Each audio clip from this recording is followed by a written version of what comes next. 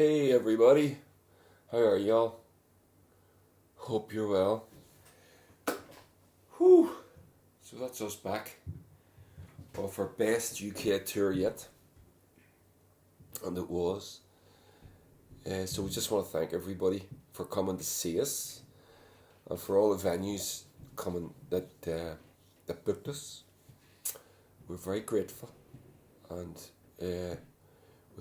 we hope to see you all again real soon.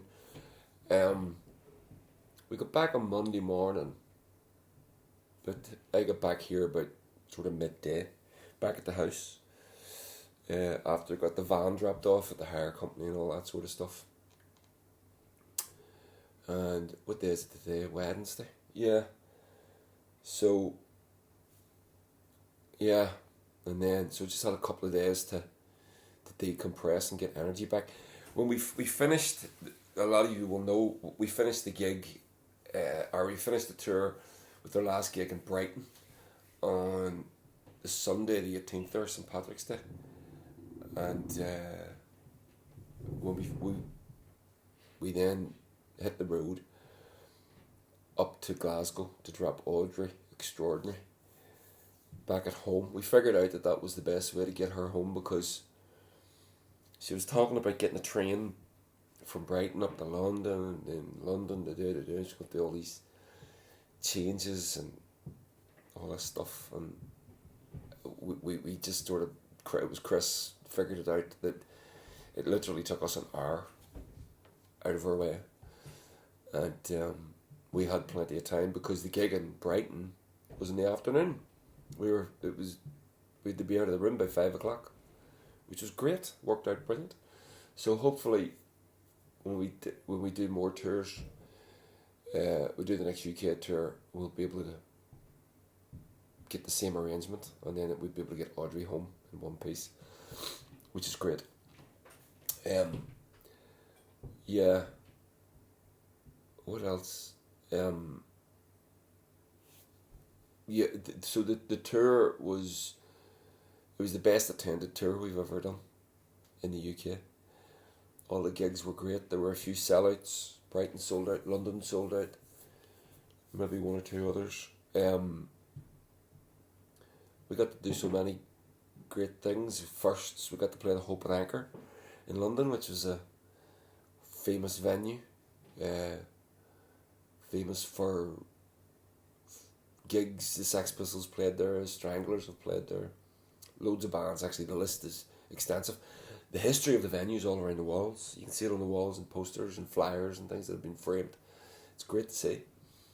And then we got to see some of our friends. I got to see some of my friends from home that live in England now, or live in London. Eamon and Dak and Gavin and Terry Dines and people like that. Big Alistair, seen him up in Manchester. Yeah, so there was a lots of that. Seen Johnny Kelly from Sussex Tweed. Seen him down in Brighton. There was a few.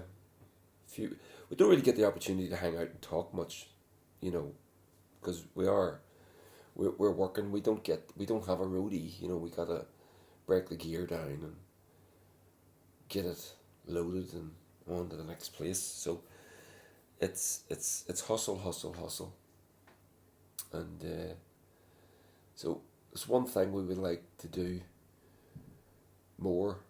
If we could hang out with people more, just for leisure. But we can't. It's just the nature of the beast. We drive the van, we do the loading, it's just the way it is, and then with venues these days, one of the things we've noticed as well with this tour is a lot of the gigs were earlier, or they were I'm trying to think. The only late gig I think we had was in the Chambers in Folkestone. The rest of them, as I said, in Brighton was very early. We'd be finished by 5 p.m. We'd be out of the room. That means gig over and gear out because there was another gig happening. Venues are doing that they're ending the rock and roll bit of the evening earlier and putting nightclubs, discos and things like that, or a second gig, which is great. I don't mind that. I mean, they have to do it. A lot of the venues are in trouble, and we noticed that along the way. We're not going to get to play, we don't think, the Black Abbot in Montrose anymore, because Stu and Liz, the landlords, are being priced out of it by the horrible fucking hedge fund or whoever they are that own the building, which is insane. They built a thriving community business, and they're just being price gouged out of it by greedy capitalist bastards. And it's breaking. It actually was really sad that we'll never get to go back there and see all those good people. In the Black Abbot, we've been offered back to Montrose. You know, people have said, listen, don't be strangers, come back. And the next time we're going to do a tour, we will reach out, and if someone can accommodate us, we will make the effort to get up to Montrose. And the reason that we make the effort is, excuse me, is because we always do well. Again, this is a business of, it's simple economics. You've got to make money, and we go to Montrose, we play gigs, people come and see us, they love it, they pay, we get paid, they buy our merch. We it never costs us money to go out of our way up to Montrose or anywhere like that. In fact, quite the opposite. We do very well going to those places. So, you know, it's not a romanticism for me to say that we will go back. It's a simple economic fact. We will go back if we're invited back, because we know we'll do okay. And there's all the ancillary stuff of everybody up there being sound as fuck and looking after us, and can't do enough for us, and it's lovely. Which again makes it doubly hard to let you know that the Black Abbot is going to be closed in the next couple of weeks because of pure greed and nothing else. There's no reason.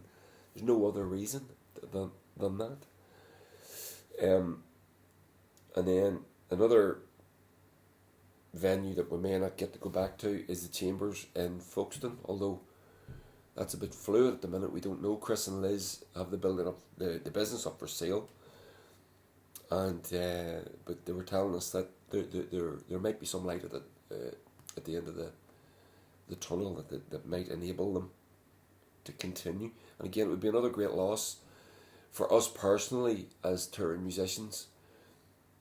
It would be a great loss for us because, once again, Chris and Liz and everybody down there look after us really well. We've got to know them over the years very well, and we feel very comfortable and very welcome going to Folkestone to visit these people, to hang out with them. They treat us as well as we need to be treated. They're never done giving to us, and it's hard not to fall in love with them a little bit. And whenever we see them, we feel like we're, you know, we're meeting old friends again every time we see them, and it would be a personal loss for us to not be able to go back there. So I really hope that the Chambers gets its stuff sorted out. Chris was telling me, he didn't go into too much detail, but he was saying that there might be something there, so fingers crossed for you guys. I really hope that you manage to get that sorted. It would be great. It would be great for everybody, us included. So, I'm just getting blinded by the reflection of the sun here, bouncing off the computer.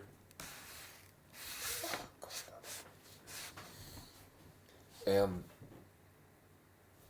now I'm getting blinded by the mirror off the Budgie's cage. Excuse me. Would you go away from me? Move.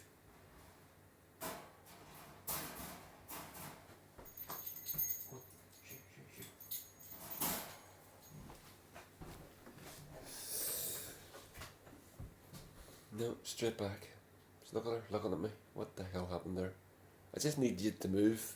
Because the glass was getting me right in the eye with the sun, that's all. No, you're grand. Yeah, we have a relationship, us, me and the budgie. Yeah, so, yeah, tour was great. Home, happy to be home. Miss my family very much. Chris is the same. One of the takeaways that we're going to, that we had, as I said, we drove from Brighton to Glasgow, so we get to talk a lot about, we get to sort of run down the tour, break it down and discuss things that we might want to change the next time, and or things that were good, etc, etc. And one of the things that we think that we're going to do the next time is we're maybe going to try to make the UK tour a little longer, because consequently, because we've been touring the UK, I don't know how many years now, 10 years maybe, and we've built up relationships with venues and places and people, and we always end up going back. Some yellow stuff in my hand. We always end up going back to the same places, and we can never not do that. We can never not go and offer Stuart in Leamington. We can never say we're not coming to see you this time. That's never going to happen. We're always going to make the offer. Do you want to book us first? Those guys get first dibs forever. But as a consequence, and they always book us, and as a consequence, and like the Clooney, Julian and Stephen the Clooney, in Newcastle, and again Montrose would be another one of those. Leamington would be one. Neil down in Brighton at Stay Sick would be another one. Chris in the Chambers, again another one. And we're always going to offer those guys a date. But what it's meant is there's so many other parts of the UK that we never get to go to. So we've only ever played Wales once or twice. We've never played Liverpool. We've only played Bristol once. We've never played Nottingham. We've played Norwich once. So, you get what I'm saying? There's lots of places there that we could be playing, and we could easily extend the tour out to 3 weeks. So, we think that maybe the next time we go, we're going to do that. So, if there's any venues or places that you want us to come and visit, that we know not everybody can travel, etc., and all the rest of it. So that's the point of a tour. We get to travel to you. We get to bring the show to you. So let us know if you fancy going to see us. Let us know, and we'll try and make it happen. So yeah, it's been a good tour. I'm still a bit tired, but no rest for the wicked. Tomorrow night, I get collected here, and I get driven up to Derry to go and play support to Attila the Stockbroker in Sandino's. I do my acoustic solo stuff, which is very different from the Bonneville's, as some of you will know. Absolutely, totally different. More sort of folky, Irishy stuff. And then on Friday night, we get to play here at home, and the stage is set up over here, right there, with that little, you can't see it, but there's a little mini sofa down there in that bay window, and we strip everything out. Everything goes out into the garage, and we build a stage, and we sell tickets, and we play a thing called Chuck MacGibbon, which means music house, MacGibbon Music House. And me and Jeannie organise it every year, or every time. And Attila the Stockbroker is going to put playing in our living room. Isn't that fantastic? So they're a great success. You've heard me talking about these before, but they're a great success. They're a wonderful thing. So I'm going to be playing with him tomorrow night in Derry, and then Friday night here in our house. And yeah, so I need to start rehearsing that stuff, because I haven't played a lot of those songs in a little while. So I'll get that done. I'll start that now once I hang up from you guys. And yeah, by the way, there's tickets for that still available. So if anybody fancies that, go on to the Bonneville's website, bonneville's.co.uk, and you can pick up some of those tickets if you want. You should come. It's brilliant. It's so much fun. We play the gig. It's very intimate, very up close, very personal. You'll get to see a musician in a personal space and in a personal way that you probably won't get to see anywhere else. It is that good of a gig, and we look after you here. Me and Jeannie look after you here now at home and in our home, and yeah. So that's that. Next thing for us, we've got a couple of festivals. I'll get on to. I'll go through the diary, and we've a load of gigs booked. I'm going to be booking some more Irish dates soon, and we've a load of gigs booked for festivals. There's a lot of festivals reaching out to us at the minute, so that's good.